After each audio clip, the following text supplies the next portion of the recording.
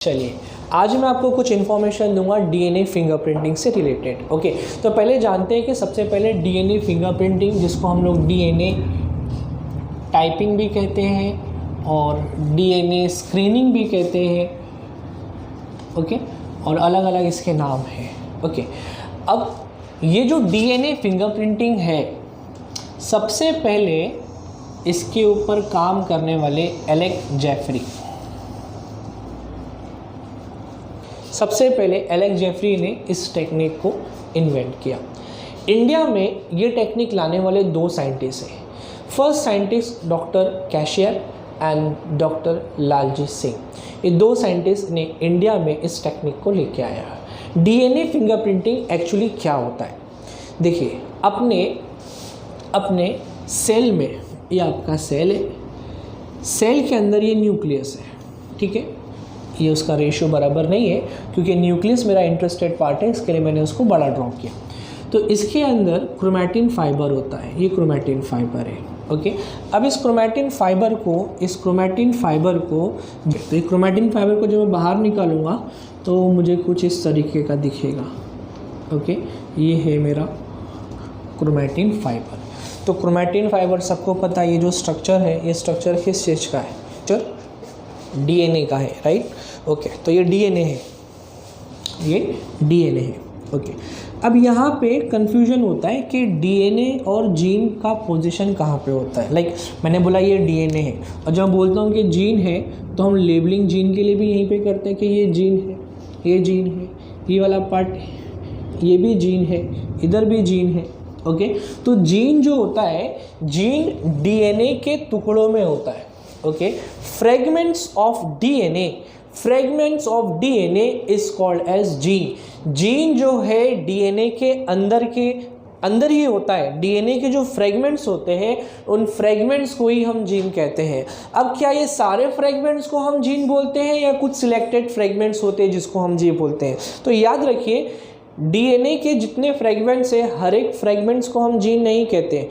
The functional part of DNA, ऐसा part जो कोई मैसेज को कंटेन करता है, कोई इंफॉर्मेशन को स्टोर करता है, या कोई एक फंक्शन परफॉर्म करता है, ऐसे पार्ट को, ऐसे फ्रेगमेंट को हम बोलेंगे जीन। तो सिंपल वर्ड में अगर उसको डिफाइन करना चाहो, what is gene? The functional unit, the structural and functional unit of DNA, structural and functional unit of DNA is called as gene. Structural and functional unit of DNA is called as gene. ठीक है, इसको मैं थोड़ा सा और easy way में understand करा देता हूँ आपको। मेरे जो टीचर्स थे, ये उनका मेथड मैं आपको बताता हूँ कि उन्होंने मुझे, मेरे दिमाग में कैसे जीन को स्टोर किया था। लाइक पहले मुझे भी नहीं पता था जीन्स क्या होता है, लेकिन डॉक्टर मधु कपूर जो पाटकर कॉलेज की वाइस प्रिंसिपल थी, she was my teacher. Okay, जब मैं बीएससी में था तो उन्होंने मुझे जो एग्ज़ाम्पल सेट किया, वो आज तक एग्ज़ाम्पल मेरे दिमाग में सेट है। ओके, लाइक उन्होंने क्या किया, जीन को एक्सप्लेन करने के लिए, लाइक LIONCCTOPCAP।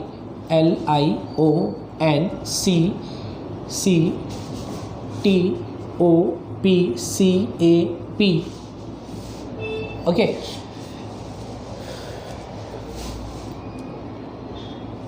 AT।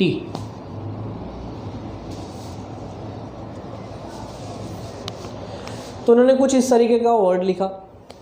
ओके, तो अगर इस वर्ड को मैं रीड करूं तो वी कैन नॉट रीड, इसको हम रीड नहीं कर सकते क्योंकि ये कुछ सेंस क्रिएट ही नहीं कर रहा है। ये वर्ड कुछ सेंस क्रिएट ही नहीं कर रहा है। ओके, वैसे ही अगर मैं इसको ब्रेक कर दूं, जैसे कि 88 LION lion, then TOP top, CAP cap, then you can see TO2 ON on। Okay, तो पर्टिकुलर पार्ट किसी चीज़ को इंडिकेट करता है। वैसे ही ये पूरा डीएनए है, तो इस डीएनए में कुछ फंक्शनल पार्ट्स होते हैं जिसका कुछ मतलब होता है। तो जिसका कुछ मतलब होता है उसको हम बोलते हैं जीन। ओके, तो जैसे कि इस वर्ड में पर्टिकुलर वर्ड्स है, रिपीटेडली ये जो वर्ड्स है, ओके, ये जीन है। वैसे ये डीएनए है, इसके जो सेगमेंट्स हैं सेगमेंट्स मतलब इसके अंदर क्या रहेगा, ए के अपोजिट में टी रहेगा, सी के अपोजिट में जी रहेगा, जी के अपोजिट में सी रहेगा, टी के अपोजिट में ए रहेगा। इस तरीके से न्यूक्लियोटाइड का सीक्वेंस होता है। तो ये जो न्यूक्लियोटाइड का सीक्वेंस है, इस न्यूक्लियोटाइड के सीक्वेंस में कोई पार्ट फंक्शनल होता है और कोई पार्ट का कोई फंक्शन नहीं होता है। तो जो फंक्शनल पार्ट होता है उस फंक्शनल पार्ट को हम बोलते हैं जीन। समझ में आ गया जीन का मतलब क्या होता है, क्योंकि यहीं से आपका डीएनए फिंगरप्रिंटिंग डिपेंड करता है। एग्जाम्पल मैं वो इरेज नहीं कर रहा हूँ क्योंकि सेम एग्जाम्पल को लेके मुझे आपको एक्सप्लेन करना है डीएनए फिंगरप्रिंटिंग क्या होता है। ओके, अब अगर डीएनए, जैसे कि ये डीएनए को अगर मैंने खोल दिया, ये ट्विस्टेड है, जब मैं इसको अनट्विस्ट कर दूंगा तो ये स्ट्रेट हो जाएगा। जब ये स्ट्रेट हो जाएगा तो इसके अंदर मुझे डीएनए, उसमें जो न्यूक्लियोटाइड्स है वो कुछ ऐसे दिखेंगे। ओके, अब मैंने इसको ऐसा लिख दिया, ये 2 स्ट्रैंड्स है मेरे। ओके, ये वर्टिकल था, मैंने इसको हॉरिजॉन्टल कर दिया। अब इसके अंदर इधर ए है, इधर टी है, इधर टी है, इधर ए है, इधर टी है, इधर ए है, ये सी जी सी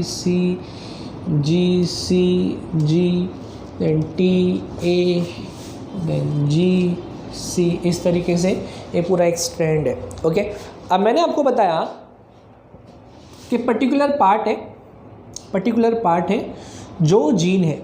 तो अगर मैं बोलता हूँ कि ये वाला पार्ट है जो जीन है, फिर ये वाला पार्ट है जो जीन है, फिर ये वाला पार्ट है जो जीन है, ठीक है। इस तरीके से उसके आगे भी सीक्वेंस रहेगा, T A and so on, वहाँ पे भी कुछ ना कुछ और आगे रहेगा, सी जी, ठीक है। तो मैंने जिस सीक्वेंस को हाईलाइट किया वो सीक्वेंस क्या है, जीन है। समझ में आ रहा है आप लोगों को, जिसको मैंने हाईलाइट किया वो क्या है, जीन है। मतलब ये किसी इंफॉर्मेशन को स्टोर करते हैं, ये कोई इंफॉर्मेशन को इंडिकेट करते हैं। सिंपल वर्ड में बोलूँगा या बायोलॉजिकल टर्म में बोलूँगा, they are coding for an information. किसी इंफॉर्मेशन का कोड है वो, उस इंफॉर्मेशन को यूज़ करके कुछ ना कुछ ट्रांसक्रिप्शन और ट्रांसलेशन फर्दर होने वाला है, ठीक है। तो ये जीन है, फंक्शनल पार्ट है। अब अगर मैं इन फंक्शनल पार्ट को हटा दूँ, फंक्शनल पार्ट मतलब कोडिंग पार्ट, तो ये जो कोडिंग रीजन है, अगर मैं इस कोडिंग रीजन को हटा दूँ, ठीक है, ये मैंने इसको हटा दिया, फिर यहाँ से ये वाला पार्ट जो था फंक्शनल है, इसको मैंने हटा दिया, फिर यहाँ पे दूसरा पार्ट था, इसको भी मैंने हटा दिया, ठीक है, इसको मैंने हटा दिया। अब इन सीक्वेंस को मैंने ज्वाइन कर दिया। याद रहे कौन सा सीक्वेंस है ये, जो मैंने हटा दिया वो कोडिंग था। अब जो सीक्वेंस बचा है इसको मैं बोलूँगा नॉन कोडिंग, ठीक है। ये किसी चीज़ को कोड नहीं करते जी, ये किसी भी इंफॉर्मेशन को कोड नहीं करते, ये ऐसे ही आपके डीएनए में प्रेजेंट है। ये जो नॉन कोडिंग रीजन है, नॉन कोडिंग सीक्वेंस है, दुनिया में कोई भी 2 इंसान ऐसे नहीं हैं जिनका डीएनए का नॉन कोडिंग सीक्वेंस सेम हो। याद रखिए, यही प्रिंसिपल है, इसी बेसिस पे डीएनए फिंगरप्रिंटिंग किया जाता है। ओके, दुनिया में ऐसे कोई 2 इंसान नहीं है जिसका डीएनए मैच करता हो, क्योंकि ये जो नॉन कोडिंग सीक्वेंस होता है, ये नॉन कोडिंग सीक्वेंस किसी भी 2 पर्सन का सिमिलर नहीं होता है।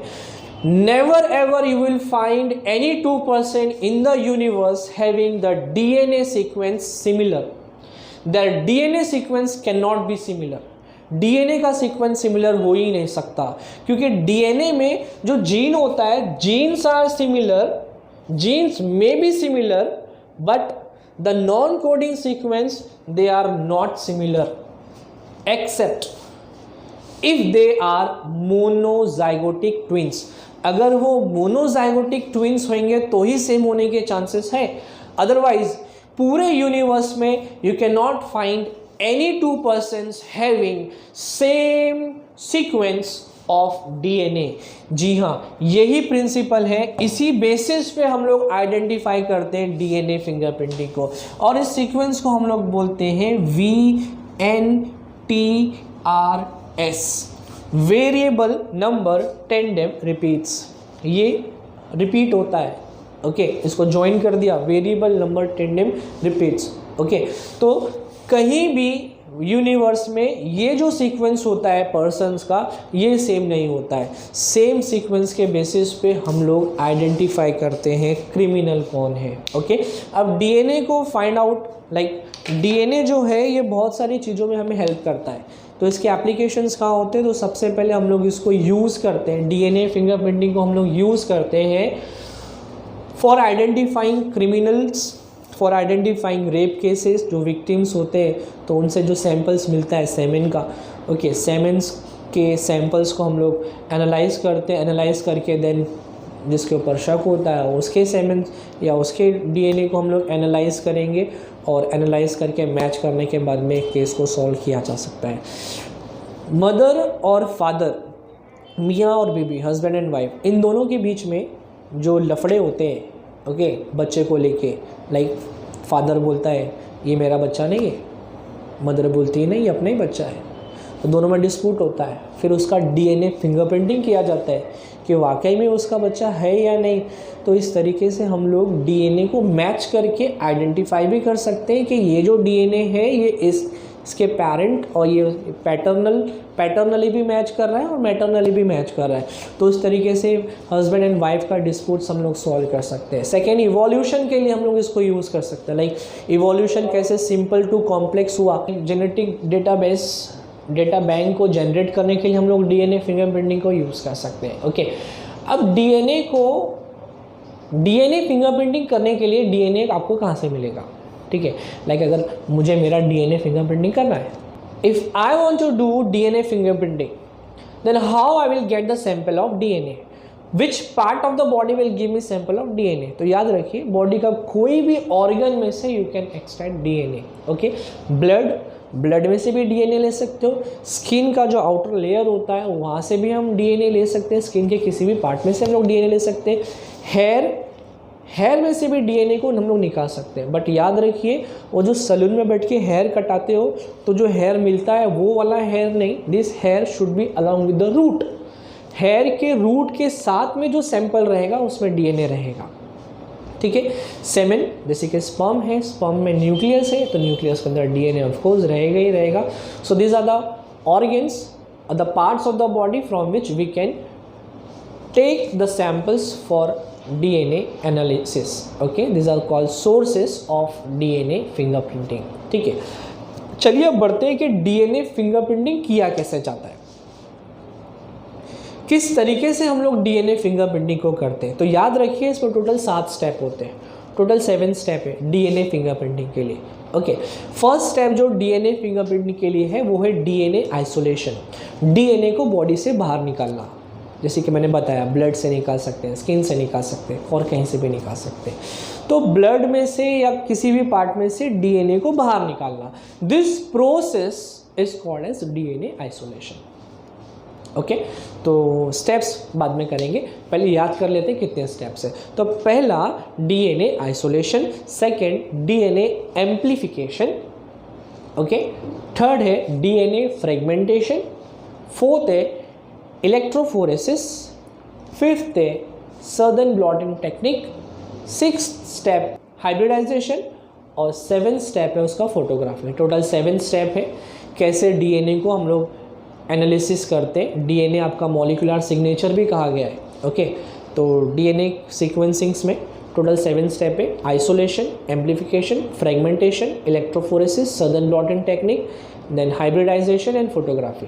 ठीक है, चलिए अब हम स्टार्ट करते हैं कि ये सातों स्टेप को डिटेल में स्टडी करना है। तो हम लोग स्टार्ट करेंगे कि इसको एक्चुअली हम लोग कैसे परफॉर्म करते हैं लेबोरेटरी में। लैब में डीएनए फिंगरप्रिंटिंग कैसे किया जाता है, let us understand that topic now.